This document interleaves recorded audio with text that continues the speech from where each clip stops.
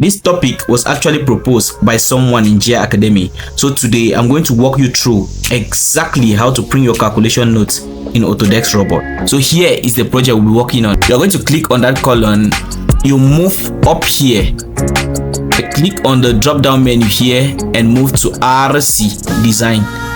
Then since this is concrete, we are going to choose RC member require reinforcement. You click on this icon, provided reinforcement of RC element, and you're just going to click OK here. And as you can see, here is our member.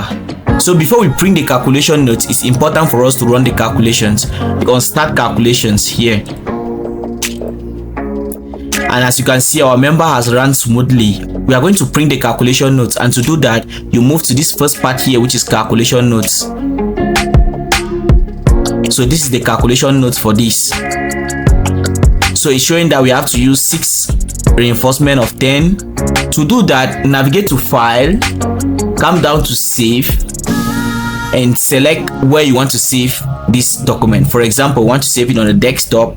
We want to save it under robot tutorials, and we are going to just type the element. We are going to type the element colon. Then we'll click save colon.